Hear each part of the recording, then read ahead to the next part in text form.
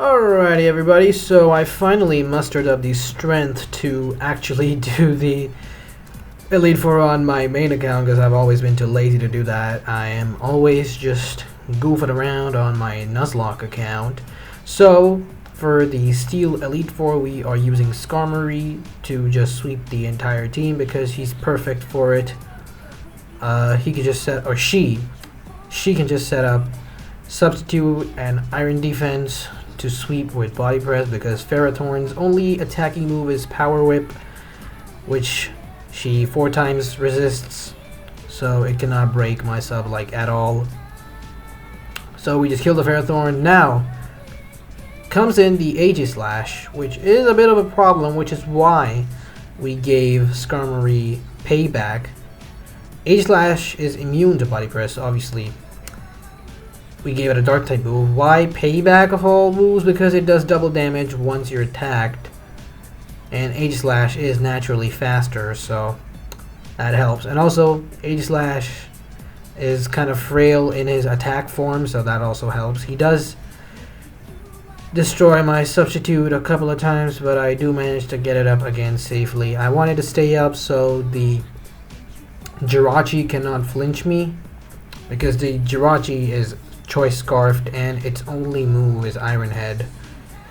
So yeah, that's annoying sometimes. Skarmory is also perfect for this strategy over like someone like Magnezone because it's immune to Excadrill's Earthquake, while Magnezone is 4 times weak to ground. So out comes the Jirachi, and again I'm behind the sub so it cannot flinch me, and I'm at +6 defense so it cannot break my sub either. Unless it crits, but thankfully it does not. So I 2-shot the Jirachi, and lastly is of course the Mega Metagross.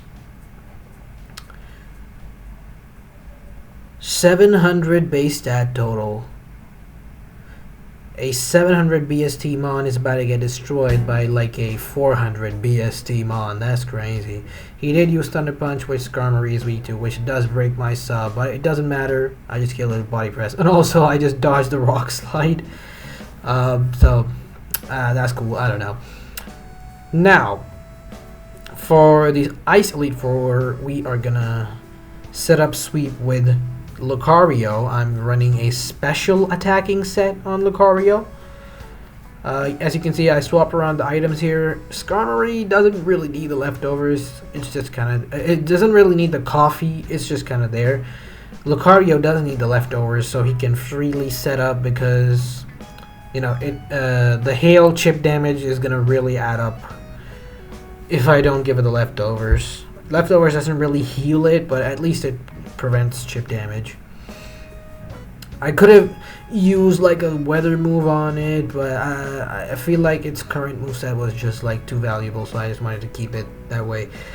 I'm using Calm Mind instead of Nasty Plot because I want to tank the Ninetales' special moves so I can, you know, actually set up with the sub, which actually ends up being surprisingly hard because it just keeps breaking my sub. Thankfully it just goes for Aurora Veil a couple of turns, which kind of gives me a bit of time. Now I think it happens right here. Never mind. Okay, it just goes for another Aurora Veil, but I'm at +5. No, I'm at +4. Wait for it. Oh yeah, it gets a crit. There it is. And it fades my sub. So that's unfortunate. Now, it's kind of dicey here, so I don't want to risk it. So I just go for Flash Cannon, which Ninetales is 4 times weak to. But it goes for Blizzard and it gets another crit. Hello? Come on, man. But good thing is that the hail is now over, so the leftovers is actually like healing me. And also, Satitan's Slush Rush is no longer activated, so I can just outspeed and one-shot it. And next up is Mamoswine. Yep, it has Ice Shard, but it doesn't go for it, thankfully. Even if it did, I don't think it would have killed anyway. So Mamoswine goes down. Now here comes the surprising bit. See, the Aurora Veil just ended, so I was one-shotting them even when the Aurora Veil was up. That's kind of crazy. I did not expect that. I wasn't even +6, I was +5. But yeah, I guess it is what it is. I killed the Kyurem because Lucario is just like that. Shiny Lucario, by the way.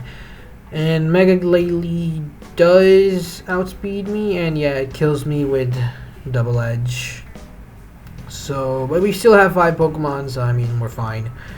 I just go into Swampert, and maybe I'll get like King's Rock flinches, but it outspeeds me anyway. I tank the Earthquake really well. Brick Break does a lot of damage, but it just explodes, which is fine. I'm not doing like a Nuzlocke, so at least I get the win.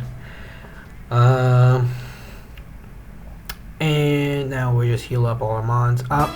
For the fighting Elite Four, we are gonna use Mimikyu, the GOAT, to sweep them.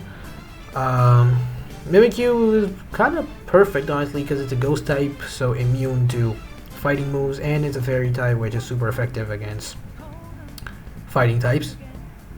Here comes our hero, even though he's kind of the villain here. Like, you know, he's not exactly with us. He goes for Sucker Punch, which is good for me because I can freely set up another Storage Stance. Oh yeah, Mimikyu's ability Disguise works with the Gen 7 mechanics, which makes it take like no damage. In future gens, you take like just a tiny bit of damage, but in Gen 7 you take like no damage, so I'm at +4 attack, boosted by Life Orb, absolutely crazy, and it's just gonna one-shot everything with Play Rough and Shadow Claw. I'm using Shadow Claw in some places because I want to save PP, and also because Play Rough can miss, so I don't want to mess around with that. Over here though, I knew the Breloom had Focus Sash, so maybe I should have gone for Taunt to prevent the Spore, but it actually doesn't end up mattering because it just keeps going for Power Up Punch, which Mimikyu is immune to. I do stay asleep for like 3 turns, but again, it doesn't end up mattering, and I just kill it with Shadow Claw. Out comes the Terrakion, which actually does outspeed me. Earthquake does massive damage, but I do one-shot it. +4 attack, Life Orb, blah blah blah. But I'm kind of low because of the Life Orb recoil. I don't think the Heracross outspeeds me. I'm pretty sure. Yeah. I one-shot it, and look at that! The absolute Mad Lad survives at 1 HP just to rub it in his face. Bro does not even die to the Life Orb damage. It's crazy. Bro, that was absolutely insane. And in fact, Mimikyu is so insane, he's even gonna sweep the Psychic Elite Four.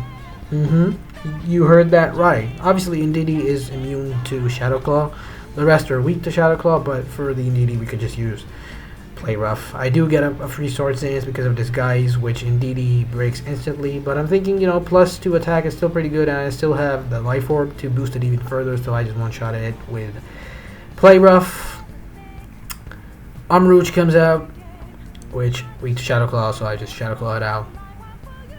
Gone. Evaporated. Out comes Hatterene, which gets decimated. Then comes out, I forgot. Oh, Mew, of course, which also gets incinerated. And the last Pokemon left is Mega Alakazam, which is actually kind of spicy. We'll call it spicy because he's actually, first of all, he's super fast, and second of all, he traces my Disguise, which actually makes me a little bit worried for a second there. I'm not exactly sure how Trace works with Disguise. Do I have to hit him 2 times, like, you know, opponents have to hit Mimikyu 2 times, so do I have to hit him 2 times? I don't know, maybe it works like that in mainline Pokemon games. It didn't in PBF, so, I mean, even if I did have to hit it 2 times, it didn't really matter. Tyranitar, as you can see, tanked that Shadow Ball like really well, and is also immune to his psychic moves. So even if Disguise did make him immune to the first hit, it would have been fine. Now for the champion, I'm not gonna lie, I had like no plan at all. So my thought process was, you know what? We have a win condition. It's called King's Rock. We're just gonna put Swampert on Elite, which has pretty good type matchups against the champions team.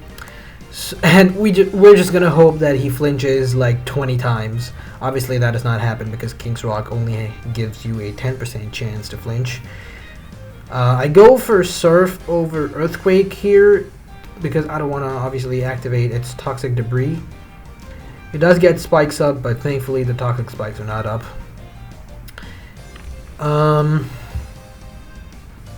The Rotom comes in, which is, I swear, this was the most annoying Pokemon in his entire team, bro. I do not know how to take care of this guy at first, so I just go for a nice little Rock Slide. Thankfully, the Hydro Pump misses.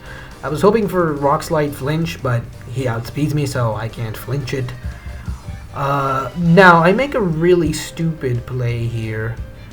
What I should have done is gone into Lucario and Calm Minded, so you know I can actually tank his special hits. But for some reason, I decided to go into Skarmory and set up Iron Defense. And any second now, it's gonna. Yep, there it is. Which really bad play in hindsight. Hydro Pump does a lot of damage, and I kind of just sacrifice it here for like no reason. Volt Switch kills. He switches back, which is kind of a good thing because Landorus can no longer intimidate me. I go into Swampert for some chip damage with a Surf, but he just U-turns out. And Rotom comes back again. I swear, this guy's so annoying. Look at his stupid little face. He absolutely tanks the Surf and kills me with a Hydro Pump, which unfortunately does not miss this time. So I go, finally I realize I should have gone into Lucario and Calm Minded, so I get off one Calm Mind. Volt Switch does a decent bit of chip damage. Intimidate does not matter because obviously I'm running a special attacking set. I don't want to play it risky, so I don't go for another Calm Mind. I just go for like some chip damage with Flash Cannon, which actually is pretty decent, but Earthquake does kill me, which is unfortunate. So I go into Milotic, which is super tanky, by the way. Milotic is one of my most favorite Pokemon. He does set up the Stealth Rocks, which doesn't really matter, so I just kill it with Ice Beam, which he is 4 times weak to. I probably would have killed with Scald. It doesn't matter. Also, yeah, I'm running Protect on Milotic, so I can stall out for some leftovers healing, and also if I get a burn with Scald, I could use that. I could stall that out as well. He Volt Switches into Heatran while I switch into Tyranitar. He Earth Powers me, which activates my weakness policy, sending me a +1 attack, but I don't think that would have mattered. He is 4 times weak to Earthquake. Over here, I did feel like maybe Assault Vest would have been better on Tyranitar because I was running, you know, a full attacking set. But I don't think it ended up mattering. He does kill me with Hydro Pump, and now only Mimikyu and Milotic are left. And I kind of wanted to say Mimikyu, but Milotic can't really do anything to. I wanted to say Mimikyu for the Mega Salamence, but Milotic can't really do anything to the Rotom. So I set up a free Source Dance because of Disguise, and I do a decent amount of damage with Shadow Claw. I went for Shadow Claw because I didn't want to miss. Maybe Play Rough would have killed. I'm not exactly sure. I was hoping for like a crit with Shadow Claw, which never happened. It has a high crit chance. The Goldango somehow survives at 1 HP like he has an inbuilt Focus Sash or something, even though he's holding an air balloon. But Milotic comes in super tanky. Oh my god. Bro, he's insane. So Rotom comes in, which I know he outspeeds me. He just Volt Switches, which is kind of good for me because I can just get a free recover up. Also, the Salamence's Intimidate gives me +1 attack thanks to competitive. So now it's kind of a guaranteed one-shot. Maybe Ice Beam wouldn't have one-shot before. It probably would have. But I didn't invest any special attack EVs on Milotic. I invested it all against Bulk, so maybe it would not have. I don't really know. I guess we'll never find out. We one-shot it. And also I went for Ice Beam instead of Recover because I'm pretty sure the Mega Salamence always goes for Dragon Dance on the first turn, and the Rotom comes in, as you saw, and we just kill it. It's Scald.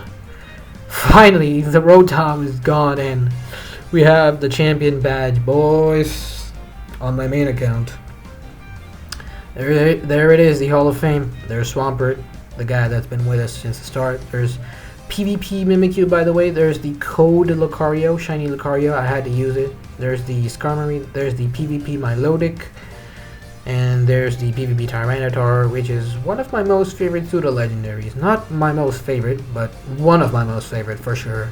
I really, really like Tyranitar's design. And there it is, the end credits. Also, surprising thing, I wanted to be the Elite Four without using items in battle, but I didn't want to play in set mode. But I accidentally played in set battle mode because of muscle memory, you know. I'm always just doing hardcore Nuzlocke. So that could have been much easier, that could have gone much smoother, but it's fine, we won anyway. So we beat the Pokemon Brick Bronze Elite Four with Pokemon we like, and with no items in battle, and set battle mode, which, you know, I think is pretty cool. I don't know. Sorry about that. Thank you, Pradmaster, but your story has not come to an end yet. Exactly, I've got way more Nuzlocke to do. Yeah, here's my question. They put all these logos here, but is it actually legal? They just put it there for no reason. I don't think they actually got the approval of Nintendo and Llama Train Studio. And, yep, we go into the light. Alright, that's it. Fuck you.